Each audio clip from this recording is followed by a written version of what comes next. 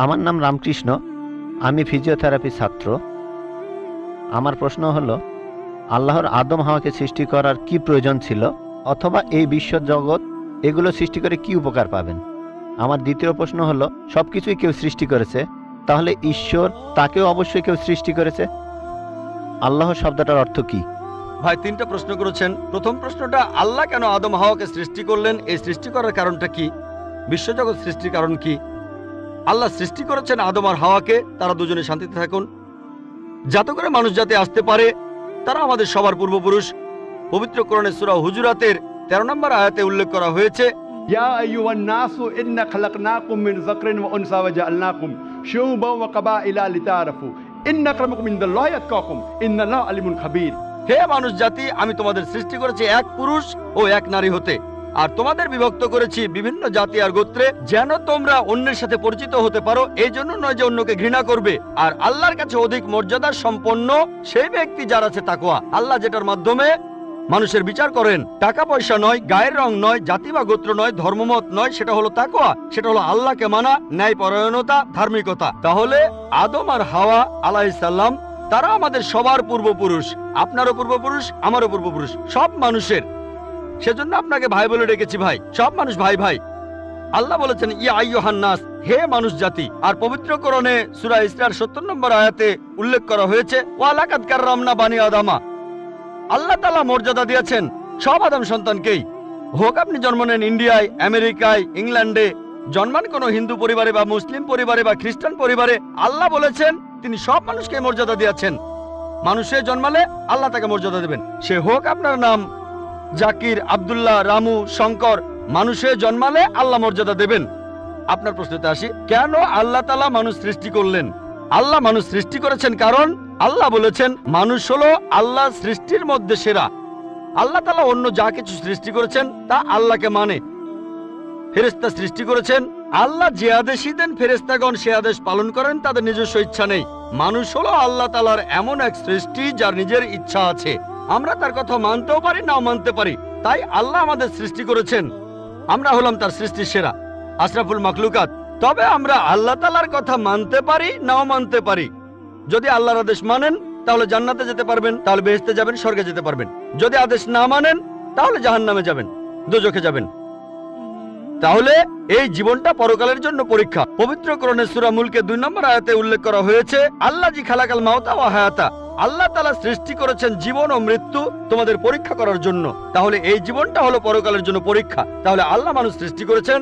আর আল্লাহ বলেছেন সূরা জারিয়াতের 56 নম্বর আয়াতে উল্লেখ করা হয়েছে, ওয়া মা খালাকতুল জিন্না ওয়াল ইনসা ইল্লা লিয়াবুদুন। আমি সৃষ্টি করেছি জিন ও মানুষকে যেন তারা আমার ইবাদত করে। তাই আমাদের উচিত আল্লাহ তাআলার আদেশ নিষেধগুলো মেনে চলা। তাহলে আমরা আল্লাহ সুবহানাহু ওয়া তাআলার অন্যরকম সৃষ্টি যার নিজস্ব ইচ্ছা আছে। আমরা আল্লাহ তাআলার আদেশ মানতে পারি, আবার নাও মানতে পারি। অন্যান্য সকল সৃষ্টি যেমন তারা, গাছ, পাহাড়, পবিত্র কোরআন বলছে তারা আল্লাহ তাআলাকে সেজদা করে, তার সামনে নতজানু হয়, আল্লাহকে মানে। আমাদের স্বাধীন ইচ্ছা আছে, আল্লাহ আমাদের এই স্বাধীন ইচ্ছা দিয়েছেন। এই স্বাধীন ইচ্ছা নিয়ে যদি আল্লাহকে মানেন, আপনি তাহলে ফেরেশতাদের উপরে চলে যাবেন। আর যদি আল্লাহ তাআলাকে না মানেন, তখন হবেন শয়তানের সহযোগী। আল্লাহ আমাদের সৃষ্টি করেছেন পরকালের পরীক্ষার জন্য। আপনার দ্বিতীয় প্রশ্নে আসি, সবকিছুর একটা স্রষ্টা আছে, আল্লাহকে বানিয়েছে কে? যদি কেউ বলে সবকিছুরই একটা স্রষ্টা আছে, কথাটা ঠিক নয়। সব সৃষ্ট জিনিসের স্রষ্টা আছে। আল্লাহ তাআলার সংজ্ঞা হচ্ছে তাকে কেউ সৃষ্টি করেনি। যখনই বলবেন কে আল্লাহকে বানিয়েছে, সে আল্লাহ নয়। আল্লাহ তাআলার সংজ্ঞা হচ্ছে তিনি সৃষ্টি হননি। ধরেন এক লোক আপনাকে বলল যে ভাই, আমার বন্ধু জন, সে হাসপাতালে ভর্তি হয়েছে, সে একটা বাচ্চার জন্ম দিয়েছে। বলতে পারবেন এই বাচ্চাটা ছেলে না মেয়ে? বলতে পারবেন? চেষ্টা করেন, দেখেন। পারবেন না কেন? ছেলে না মেয়ে? হ্যাঁ না। ধরেন ভাই জন, সে হাসপাতালে ভর্তি হয়েছে, সে একটা বাচ্চার জন্ম দিল। এই বাচ্চাটা ছেলে না মেয়ে? আপনি বলতে পারবেন? না না। 50% চান্স ছেলে না মেয়ে। লোকজন সবাই হাসছে কেন? বলতে পারবেন? পারবেন না কেন? যে উত্তরই বলেন সেটা কি ঠিক হবে? চেষ্টা করে দেখেন, যে বাচ্চাটা জন্মালো সে কি ছেলে না মেয়ে? চেষ্টা করেন। মেয়ে। মেয়ে। ভাই, পুরুষ লোক কি বাচ্চার জন্ম দিতে পারে? হ্যাঁ, এখানে আপনি ভুল করেছেন। একইভাবে ভুল করেছেন যখন বললেন কে আল্লাহকে বানিয়েছে। পুরুষ লোক কোনো বাচ্চার জন্ম দিতে পারে না, তাহলে তো মেয়ে বা ছেলে হওয়ার প্রশ্নই আসে না। এখন কি আপনি বুঝতে পেরেছেন? হ্যাঁ, বুঝতে পেরেছেন, এই তো ভালো। পুরুষ লোক কোনো বাচ্চার জন্ম দিতে পারে না, তাহলে তো ছেলে বা মেয়ে হওয়ার কোনো প্রশ্নই আসে না। যখন প্রশ্ন করলেন কে আল্লাহকে সৃষ্টি করেছে, আল্লাহর সংজ্ঞা হচ্ছে, ঈশ্বরের সংজ্ঞা হচ্ছে তিনি সৃষ্টি হননি। যখনই বলবেন কে আল্লাহকে বানিয়েছে, সে আল্লাহ নয়। ওয়ালাম ইয়াকুল্লাহু কুফুয়ান আহাদ, তার সমতুল্য কেউ নেই। এবারে আপনার শেষ প্রশ্নটাতে আসে, আল্লাহ কে? আল্লাহ কে? সবচেয়ে সেরা সংজ্ঞাটা আছে পবিত্র কোরআনে সূরা ইখলাসে 1 নম্বর থেকে 4 নম্বর আয়াতে উল্লেখ করা হয়েছে। এখানে বলা হয়েছে যে কুল হুয়াল্লাহু আহাদ, বলো তিনি আল্লাহ এক, অদ্বিতীয়। আল্লাহুস সামাদ, তিনি অবিনশ্বর, চিরস্থায়ী। লাম ইয়ালিদ ওয়া লাম ইউলাদ, তিনি জন্ম নেননি, কাউকে জন্ম দেননি। ওয়া লাম ইয়াকুল্লাহু কুফুয়ান আহাদ, তার সমতুল্য কেউ নেই। এই হলো 4 লাইনের সংজ্ঞা আল্লাহ সুবহানাহু ওয়া তাআলার। যদি কোনো মানুষ, যদি কেউ বলে যে অমুক লোকটা আল্লাহ, সেই লোক যদি এই 4টা শর্ত পূরণ করতে পারে, আমাদের মুসলিমদের কোনো আপত্তি থাকবে না সেই লোককে আল্লাহ বলে মেনে নিতে। 4 লাইনের সংজ্ঞা, এটাই হলো ধর্মের লিটমাস টেস্ট। আল্লাহ তাআলার সংজ্ঞা প্রথমটা হলো কুল হুয়াল্লাহু আহাদ, বলো তিনি আল্লাহ এক, অদ্বিতীয়। আল্লাহুস সামাদ, আল্লাহ অবিনশ্বর, চিরস্থায়ী। লাম ইয়ালিদ ওয়া লাম ইউলাদ, তিনি জন্ম নেননি, কাউকে জন্ম দেননি। ওয়া লাম ইয়াকুল্লাহু কুফুয়ান আহাদ, তার সমতুল্য কেউ নেই। যদি হিন্দু ধর্মগ্রন্থগুলো পড়েন, সেখানেও একই রকম কথা বলা হয়েছে, কুল হুয়াল্লাহু আহাদ। এটা পাবেন আপনাদের ছান্দোগ্য উপনিষদে 6 নম্বর অধ্যায় 2য় অনুচ্ছেদের 1ম পরিচ্ছেদে। এক্কামে বিদ্বিতীয়াম, ঈশ্বর মাত্র একজন, দ্বিতীয় কেউ নেই।